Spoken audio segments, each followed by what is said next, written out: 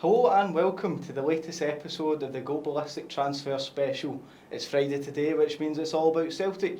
And joining me, David Robson, to talk through all the latest news of ins and outs at Parkhead is sport writer Gareth. Gareth, hi David, how are we? All good yourself? Yeah, not too bad, thank you. Now we've got a slight change to the structure of today's show because we've got a special guest joining us all the way from Portugal. We've got Chief Football Writer Robert Grieve is in Algarve for us this week as he casts his eye over Brendan Rodgers and his players during their warm weather summer camp where they will face Estrela de Amadora tomorrow behind closed doors and then Sporting Lisbon on Wednesday. He caught up with some of the players and the manager this morning where he took in a session, and let's go to him now to see some exclusive footage he has for us. Well, here we are at the Estadio Nacional inside where Celtic lifted the European Cup back in 1967. Billy McNeill actually stood in this very spot as he became an icon of the club. Celtic are in the city here training and preparing for the new season. Brendan Rodgers and his players, their training camps actually just over those trees there at the Portuguese FA's City of Football as they get put through their paces ahead of the new campaign. This stadium, of course, thousands of Celtic fans have come here down the years just to witness where history was made. It's become something of a huge tourist attraction for Celtic supporters. Many of them actually coming here today. We've seen some Celtic fans coming just to see where that happened. There's actually rugby goals you can see in the distance there. Down on the pitch there's a rugby fixture going on here at the weekend. But for Celtic, they play tomorrow their second bounce game of their pre-season camp. They'll be playing tomorrow morning and we'll be covering their matches behind closed doors. But Celtic have given us access. We'll be able to keep you up to speed with actually what happened there. As I say, historic place here for Celtic. We'll be hoping to at least get into the Champions League this season. That's what their preparations are aimed for in the coming weeks as they lead up to that Champions League playoff in August. We'll be speaking to James Forrest today, Austin Trusty tomorrow, and then further interviews later in the week as we keep up with the ongoings at Celtic. Nicolas Kuhn, he's obviously sealed his move to Como this afternoon. That deal has now been done, £17 million it's been worth to Celtic. Brendan Rodgers, I think, will be looking to reinvest that money in the squad and bring new additions. So one player who isn't in the Algarve for Celtic this week is Shin Yamada, but we understand he's closing in on a £1.5 million move to Celtic, and he should join this week, either head to Europe, maybe join up with the team later on this week in the Algarve, or head to Scotland to complete his move. Do you think this is a good signing for Celtic? Yeah, I think he's obviously untested in Europe, David. I think he fits the Celtic prototype, I guess. You know, he's 25. I think Kyogo was 26 when he came over. Don't think he's kind of got that record of scoring the number of goals that Kyogo did before he came over here. He had a great season last season. I think he scored something like 19 goals last season. He's only scored twice this season so far. So there's a little bit of a, we'll have to wait and see, when he comes over, how he adapts. When you're coming that distance, I know Kyogo managed it. I think it's a big ask for players to settle straight away in a new culture, new country, learning a new language, different type of football. He may well come in and eventually stake his claim for a place, but I think it'd be hard for him to come in and suddenly be looked at as the guy who Celtic are looking for goals. I think there'll be more movement as well in that area, particularly as they didn't get a replacement in for Kyogo in January, and they obviously Daizen Maeda played so well when he came in the second half of last season. But yeah, I think there's obviously potential there. I think, but I think Celtic fans and I think Brendan Rodgers will understand that it'll be a bit of a waiting game for him. But certainly looks like he's coming in for a medical this coming week. Yeah, it'll be interesting to see what he does bring when he comes in. Exactly. So it was Robert Thompson's exclusive originally back in June, and then David Friel had the exclusive last week, saying he was jetting in this week at one point after he played for Japan.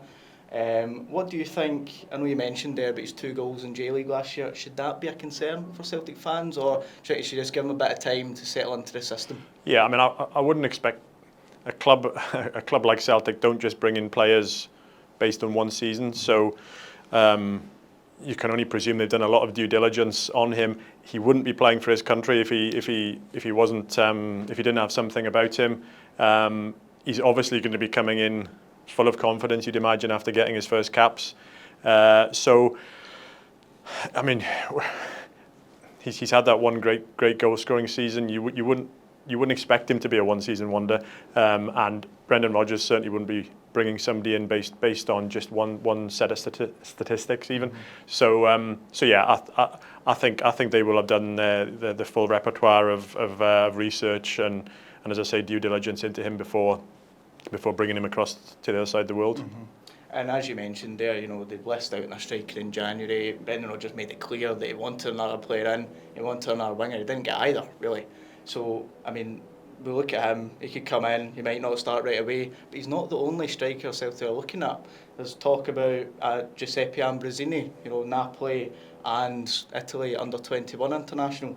What do you think about him? Do you think he'd be a good signing? He's also got interest from elsewhere in Italy. Cagliari, Cremonese, both interested. There was talk of a £2.5 million bid put in from last week. But Celtic are maybe looking at a loan to buy, is that right? Yeah, I think he would be a great signing.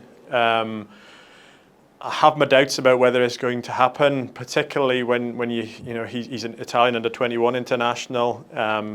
I know he's had 3 or 4 loan moves out previously before this, but the whole kind of loan to buy aspect about it, if they were to get him, great. Mm-hmm. But I think that could be an ask, and when you hear Cremonese are interested in him, for example, and talk of these bids, I think if he signed you, I think he'd be a very good signing. He's 21. He fits that Celtic prototype. I just wonder though if he may choose to stay in Italy.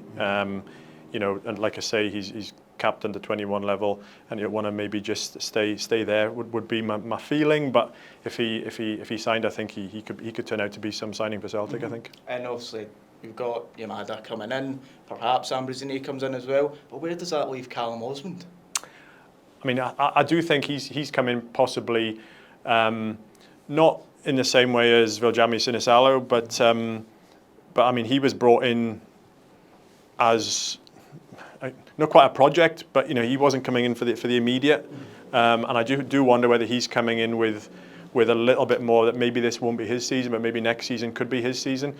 So I don't think that particularly. I mean, I think there's obvious great potential there, and I think he could turn out to be a good signing for Celtic as well. But I don't think what they're doing in that area really affects him at all. And then we talk about new strikers coming in. They certainly need a new winger. Nicolas Kuhn on his way out, £17 million to Como. Do you think it's a good deal? We know he's jetted over to Italy, probably near enough where Ambrosini is.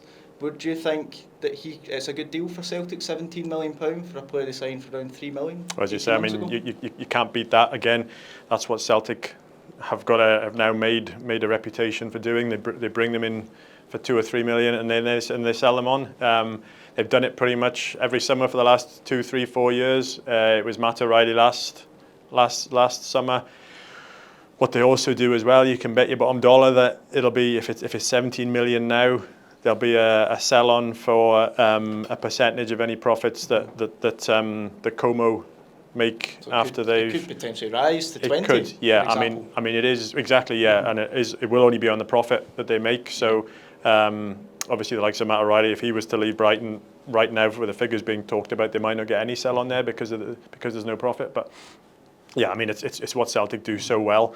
It's their model, and I think it's a good move for him. I also think, I mean, we all know how well he started last season. He was going to be player of the season by Christmas or at Christmas, but I think his form undoubtedly tailed off. I think maybe teams got used to that kind of his kind of almost textbook goal that he started scoring. Exactly, yeah. Playing it off to Johnston down the right. Exactly, and I think maybe clubs got wise to that a little bit and cut off the sort of the supply, if you like, or sent him wide or tried to send him wide. So I think in terms of how his second half of the season went, I think they probably got the maximum they could get for him based on what he did last season, because we have to remember it was only one season that he's done it for as or well, even because 6 months exactly, perhaps, yeah, but it was only last season when he showed the kind of form that was being talked about. So I think great money, and I think you would imagine they will use that money now again to go again and try to do the same example again. And one name that's been talked about quite a lot is this Michel-Ange Balikwisha. I mean, it's a link that never goes away. It feels like it was 2 years ago or so when he was first in the radar, maybe 18 months, and there's still not been a move for him. But what do you think? Do you think he will be the next Celtic player, maybe after Yamada? Or do you think he's a good signing if they do capture him? As you say, David, the interest hasn't gone away. I think there was interest in January as well. I think they looked at him again at the tail end of last season. He certainly wasn't training with Antwerp in there. I think they're in Austria at the moment. He wasn't training with them the other day. It looks like he's on his way somewhere. Antwerp need money to rebuild their squad. So again, another kind of Celtic type age, if you like, as well, with bags of potential. It's not gone away, as you say, so I would imagine that one could keep ticking along for a while. That's one we'll have to maybe, time will tell. Yeah. And another link that was quite interesting was Celtic looking at Nicolas Kuhn's replacement at Rapid Vienna, Isaac Janssen, and it looks like he's maybe going for a £10 million move to France. We do understand that there was definitely interest there. What do you think? Do you think it's annoying for Celtic? Was he really on the radar, or do you think maybe Balikwisha is higher up, given he was on the radar for a lot longer? I don't know. I think he was definitely in the mix, and I think you only have to see some of the other clubs that were linked, and the clubs that were prepared to pay relatively big money to bring him over. Paris FC were linked, weren't they, and these clubs. So I think he was somebody they wanted, but again, going back to that whole prototype and what Celtic do, I just think maybe that, I'm not saying it was a bidding war, but they could see that value was being pushed up. Just went out of their range. Totally, maybe, and I think we all know how kind of shrewd Celtic are that way. That if they place a value on a player and it goes above, they're not gonna go above it, or they're not gonna pay more than they have to. You only signed for him for about 200 grand or something. Exactly. 18 months or a year ago. So just shows 10 million is a lot of money to pay for somebody who went for that so little time ago. Exactly. And with Kuhn obviously on his way out, Jota's, he won't be available to maybe the start of 2026. It looks like Celtic maybe need 2 wingers. I know they got Benjamin Nygren in, but it looks like they could maybe bring in another 2. Balikwisha could be one of them. But where does that leave maybe some of the fringe players? Yang was getting a good bit of first team opportunities last season, but Marco Tilio and Louis Palma have just returned. Where does that leave them? Are they going to be on their way out, you think? I'm actually surprised. I mean, Tilio obviously came in, went back to Australia. He kind of came in around the sort of time that Brendan Rodgers was coming in. Never really seems to have had an opportunity there for whatever reason. So I would imagine he would probably go. And I think as well, Louis Palma, when you speak to Brendan Rodgers about players in press conferences and you ask, Mikey Johnston was one, for example, when you ask him about possibilities of leaving, he tends to talk in terms of players wanting game time, and his understanding of that. And generally, that's tended to mean that game time isn't going to be at Celtic. So it would probably suit both parties if they moved on, and that happened with Mikey Johnston eventually, obviously. So I would imagine both of those players. Yeah, Yang, I don't know about Yang. I think, as you say, he came into things towards the end of last season. I don't know. Handy squad player, perhaps. I don't think he's going to, be a regular starter, but somebody who, maybe Brendan Rodgers can rely on, when he needs to try something a little bit different. But certainly Tilio and Palma, I'd be surprised if they were still at Celtic at the start of the season. Players, for example, coming in the next few weeks. And we've covered wingers, we've covered attacking now into midfield, and it's been an area that's been pretty quiet in the transfer front this season. I mean, earlier this year there was quite a lot of talk about Arnie Engels maybe making a quick exit. Atalanta were showing interest just like they did with Matt O'Reilly. And Rio Itati, it was just kind of thought that maybe he would be one of the ones looking for the exit door. He's been here for almost 3 years now. Do you think they will be still here by the start of maybe next season? or this season coming? Well, I think Arnie Engels will be. Rio Hatate, we wrote towards the end of last season that Udinese were still looking at him.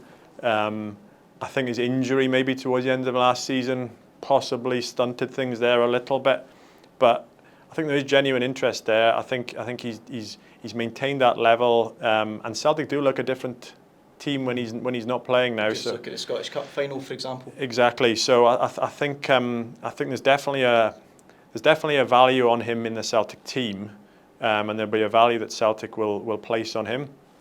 But I think his form in Europe as well, in the Champions League, I don't think that has gone unnoticed. So despite that injury maybe sort of stunting things towards the end of last season, I'd be surprised if there wasn't some at least interest in him. He's been too good and too consistent for a length of time now that kind of level of form cannot have gone unnoticed, and he's still a good age as well. Mm-hmm. And as I said, it's been fairly quiet in terms of incomings and outgoings when it comes to midfielders. But one player that's just always been linked and similar to Balikwisha is Lennon Miller. I mean, it's pretty much most clubs in Europe maybe want him. Yep. He's that such a highly rated player. He's just made his Scotland debut. Do you think Derek McGregor had a exclusive online last night and in the paper this morning? Can you tell us a wee bit about that, where he's maybe heading, or who's showing interest now? Well, I mean, again, Udinese, mentioned Udinese with Rio Hatate.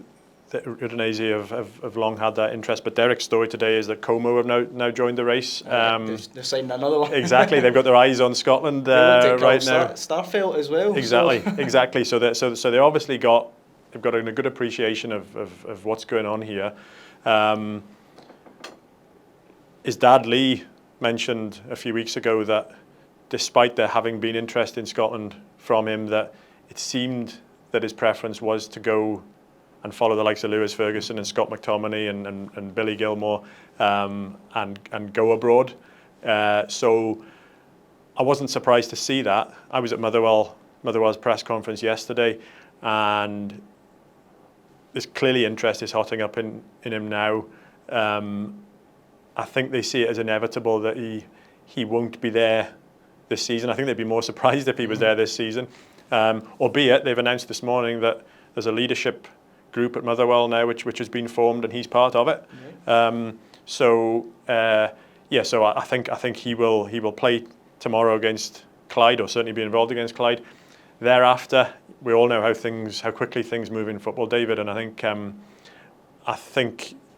certainly would be more surprised if he was there. Motherwell have tended to have that reputation for producing players, and selling that one big one every now and again, and undoubtedly he's going to be the big one, and I'd be stunned if he wasn't the big one that left this summer. And it looked like he almost said goodbye to the Motherwell fans at the end of last season, so they all think that he's on their way out. He probably is on their way out, and Motherwell are going to get a big fee for him, a record fee. Yeah, I do think everybody seems to be talking quite sensibly around it, though.